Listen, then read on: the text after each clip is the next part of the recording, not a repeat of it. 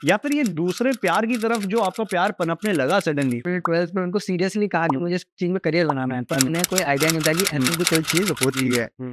लेकिन फिर पापा को मैंने करीबन 8 महीने तक मुझे का सफर कैसे शुरू हुआ? कैसे पता लगा आपको हमारे बारे में, मैक के बारे में? वो टीम के साथ मिलते हैं, तो हमें टीम के साथ करने का मौका मिलता है।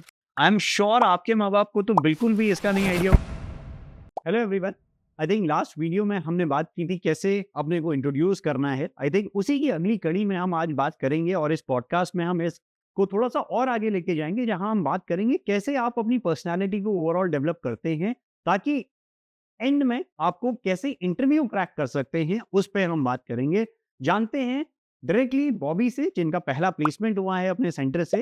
Congratulations Bobby, first of all thank you sir. I think आपने 4 महीने के कोर्स के अंदर ही अपने प्लेसमेंट को पहली बार पाया है। तो आप क्यों ना अपनी जर्नी के बारे में एक बार बताइए कि कैसे आपकी जर्नी शुरू से लेके अभी तक कैसी रही है? Hello everyone and thank you sir, जो आपने मुझे एक मौका दिया है जो सभी लोगों के सामने प्रेज़ेंट करने का। पर लेकिन ये प्रेज़ेंटेशन की कहानी अब से नहीं 2018 से शुरू होती है, जब मेरा फर्स्ट लव क्रिकेट था। ओके। हर हिंदुस्तान में हर किसी का लव क्रिकेट होता है, तो मेरा भी था। मेरा भी एक सपना था क्रिकेटर बनने का, लेकिन इतना नहीं हो पाया क्योंकि फाइनेंशियल कंडीशन इतनी अच्छी नहीं थी हमारे फैमिली की, जो कि क्रिकेट जैसे एक रिच गेम को मैं कंटिन्यू कर पाऊँ। फिर भी मैंने बहुत कोशिश करी, 1 साल अपनी फैमिली को मनाने के बाद तब जाकर पापा माने। आई थिंक सबका वो होता है, मैं हिंदुस्तान में सबकी मैं बात करूँ, हमारे पेरेंट्स का भी यही था कि बच्चे पढ़े लिखे आगे बढ़े। आई थिंक और मैं किसी के पेरेंट को वो दोष नहीं देना चाहूँगा। आई थिंक देखा, क्योंकि ज़िंदगी में यही देखा है आस-पास, तो डॉक्टर और इंजीनियर की ही सबकी सोच रहती है। तो क्रिकेट की साइड को I think thanks to IPL, जब आपके पेरेंट्स शायद 1 साल बाद तब फिर भी कन्विंस हो गए होंगे कि चलो हम बच्चे को अकेडमी में डालें, और वहाँ से थोड़ा-सा उसको वो पुश मिले उसके करियर की तरफ। आई थिंक बॉबी, अगर आप उस जर्नी के बारे में थोड़ा-सा और टच करना चाहेंगे? और सभी की तरह मेरे पेरेंट्स भी चाहते थे कि मैं पढूँ, लेकिन मेरा इंटरेस्ट इतना पढ़ाई में नहीं था।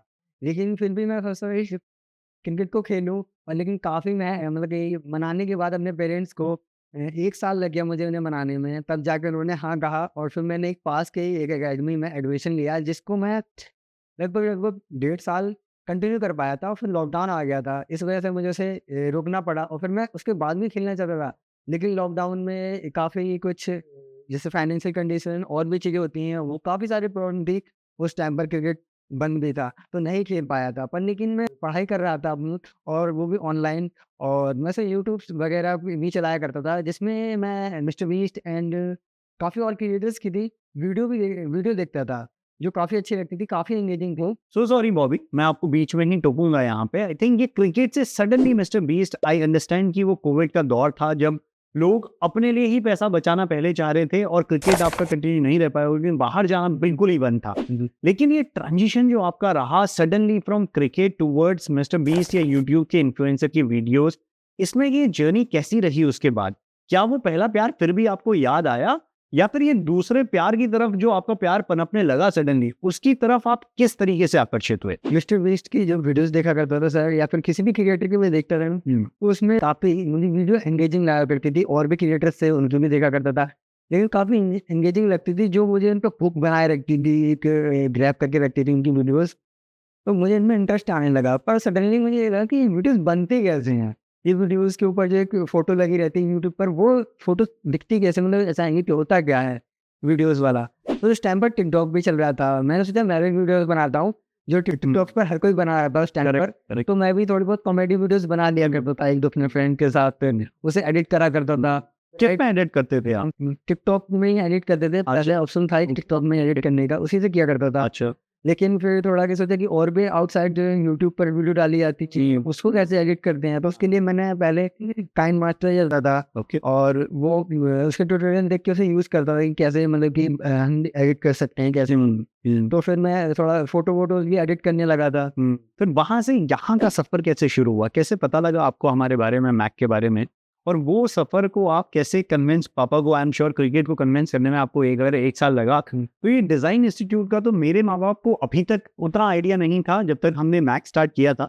आई एम श्योर आपके माँ-बाप को तो बिल्कुल भी इसका नहीं आइडिया होगा। क्रिकेट तो फिर भी आईपीएल में लोग, जैसे मैंने बोला, कि पैसे कमाना शुरू कर दिए हैं, लेकिन डिज़ाइन में पैसे कमाना क्या होती है ये चीज़? आई थिंक वो कन्विंसिंग कैसे की कर पाए आप पापा को? पहले मुझे भी नहीं पता था, पर मैंने जैसे रिसर्च करता गया, जैसे एडिटिंग सीखता गया, फिर मुझे भी पता चला कि इस स्किल्स के थ्रू पैसे कमाए जा सकते हैं। ओके। तो फिर मैंने सोचा, पापा को 10th में बोला, लेकिन उन्होंने इतना ध्यान नहीं दिया इस चीज़ों पर। फिर मैंने 12th में उनको सीरियसली कहा कि मुझे इस चीज़ में करियर बनाना है, पर उन्हें कोई आइडिया नहीं था कि अर्निंग की कोई चीज़ होती है। लेकिन फिर पापा को मैंने करीबन 8 महीने तक मुझे लगे उन्हें मनाने में, उन्हें मनाया कि कैसे वो मतलब कैसे मेरे मतलब करियर पे सपोर्ट करें। ओके। तो फिर उन्हें मैं बाहर सेंटर्स में विजिट कराने ले गया, तो फिर उन्हें पापा को पता चला कि ऐसी चीज़ें भी होती हैं। आपने 10th क्लास की बात की बॉबी, आप अभी काफ़ी यंग लगते हैं मुझे अभी भी। आप अभी बता पाएँगे अभी आप क्या एज है आपकी? अभी मेरी 19 एज है। 19 एज है, तो जस्ट 12th आपने कंप्लीट किया होगा शायद इस साल, तो करीबन 1 सवा साल आपको, आपने 8 महीने बोला बट मुझे लगता है करीब 1 सवा साल आपको लगा पापा को इस सही भी मनाने में, राइट? तो जब आप यहाँ पे आए, आई थिंक पहला वो दिन मुझे याद है जब आप किसी तरीके से झेपते हुए आए, आपने पहली बार काउंसलर से काउंसलिंग तो ली, बट बहुत आप एक श्योर नहीं थे क्योंकि मैक एक प्रीमियम ब्रांड है, प्रीमियमनेस के साथ फीस भी थोड़ा ज़्यादा होती है। आई थिंक वहाँ पे एक सबसे बड़ा चैलेंज था आपके साथ, and I think we spoke to your father as well. हमने पापा को भी कन्विंस करने की कोशिश की, उन्होंने बोला कि मैं इतना ही दे पाऊंगा, एंड उसके बाद जो मैं होगा लास्ट इंस्टॉलमेंट में दूंगा, बट जितनी मेरे से हो पाएगी मैं उतनी दूंगा। आई थिंक वहाँ पे आई थिंक फिनेंशियल फिर भी प्रॉब्लम उतनी बड़ी नहीं थी, बट कन्विंसिंग शायद वो और बड़ी प्रॉब्लम रही होगी कि जहाँ पैसा जा रहा है, क्रिकेट तो हमने फिर भी देखा है, डिज़ाइन तो हमने देखा ही नहीं है। तो वो वाला सफ़र फिर जब आप यहाँ पे आए से लेके डिज़ाइन में पापा को कन्विंस, वो एक बार जर्नी के बारे में अगर आप थोड़ा-सा और विस्तार से बताएँगे दर्शकों को। पापा को बनाना बहुत ही कठिन था, लेकिन मैंने सोचा था कि अब इसी में करियर बनाना है, तो ओके। चीज़ों को करना ही पड़ेगा। ओके, तो क्या रहा वो काउंसलिंग वाला सफ़र आपका?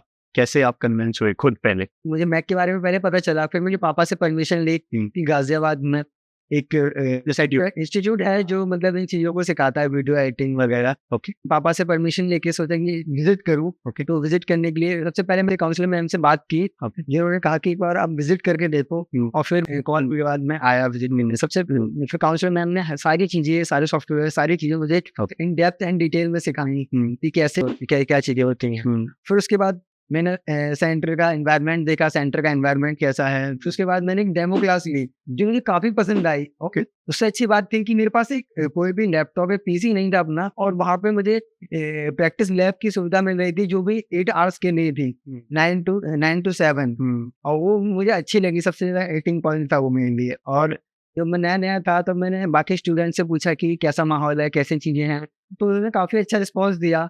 तो मैंने कहा कि अब ज़्यादा नहीं, तो यही कंटिन्यू करते हैं, यहीं से ही अपनी जर्नी को। आई थिंक एक जर्नी में पहला तो होता है, पहला दिन जब कोई भी सेल्स वाले हैं, हैप्पी मैम सेल्स वाली हैं, तो वो कन्विंस कराने की कोशिश करेंगी। बट क्या रहे वो कस्मे वादे, और कस्मे वादे जो पहले दिन आपको मिले वर्सेस लेट्स से आप आज आपको 3 महीने, ऑलमोस्ट 3.5 महीने पूरे हो गए हैं। तो क्या चीज़ें रही जिसने बॉबी को एज़ अ पर्सन ट्रांसफॉर्म किया यहाँ पे?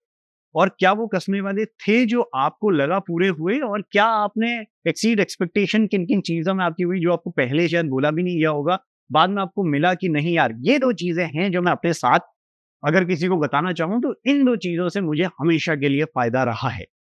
जब मैं यहाँ आया था, सिर्फ़ सॉफ्टवेयर के मैं सोचा कि टेक्निकल्स को इम्प्रूव करने आया था। पर लेकिन जब मैं यहाँ आया, तो मैं बहुत ही शाय बंदा था, और ज़्यादा किसी से बात नहीं करता था, और टीचर से पूछने में मुझे अंदर से घबराहट होती थी कि कहीं कुछ कह तो नहीं देंगे, लेकिन ऐसा होता नहीं। मुझे याद है वो आपकी पहली प्रेज़ेंटेशन इनफैक्ट बॉबी, जब आपको पहली बार बोलने के लिए बोला गया था और आप बिल्कुल बोला कि नहीं, सर झुका के मैं तो कभी नहीं बोलूँगा, राइट? वो एक मोमेंट मुझे याद है। आई थिंक अब कुछ और मोमेंट्स के बारे में अगर आप बताएँगे कि कैसे-कैसे आपकी वो जर्नी में हेल्प किए हैं? सबसे पहले यहाँ की जो प्रेजेंटेशन क्लासेस होती हैं, वो हर क्लास के लास्ट में 15 मिनट्स के लिए होती हैं, जिसमें कि हर बच्चे को मतलब आके अपना जो भी लास्ट क्लास में हमने जो किया है कवर, वो चीज़ें हम प्रेजेंट करते हैं पूरी क्लास के सामने।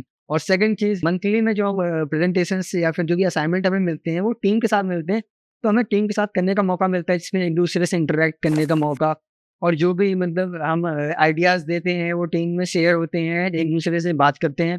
तो वहाँ पे लोगों से घुलना-मिलना वो भी शुरू हो गया था, उससे भी चीज़ें इम्प्रूव हुई हैं। आई थिंक उसमें एक और चीज़ आपने सीखा होगा जब टीम बॉन्डिंग होती है, तो आपके ग्रुप हमेशा से प्रेज़ेंट तो रहा नहीं।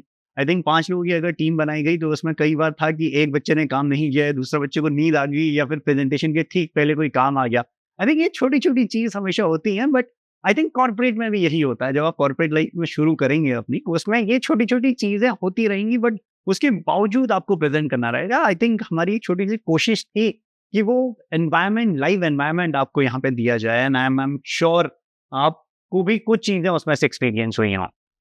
टेक्निकल में जो भी हम डिज़ाइन करते हैं, जो भी क्रिएट करते हैं वीडियोज़ को, उसमें स्टोरी कैसे होगी, उसमें एक आइडिया कैसे होगा, उसमें वो चीज़ें कैसे हम मतलब कि डालें किसी भी डिज़ाइन में, वीडियोज़ में, उस चीज़ के लिए फैकल्टीज़ अवेलेबल हैं। और जिन्होंने मेरी काफ़ी हेल्प करी, जो हम कुछ भी बनाने से पहले, कुछ भी सोच समझ कर बनाने से पहले हाउ एंड व्हाई क्लियर होना चाहिए। वो चीज़ पहले नहीं होता था, लेकिन अब होने लगा है कि वो सारे टीचर्स हेल्प करते हैं। आई थिंक उसी के लिए हमने कुछ विजिटिंग फैकल्टी जिसकी आप बात कर रहे हैं, उनको विजिटिंग फैकल्टीज की तरीके से हमने ट्रीट किया।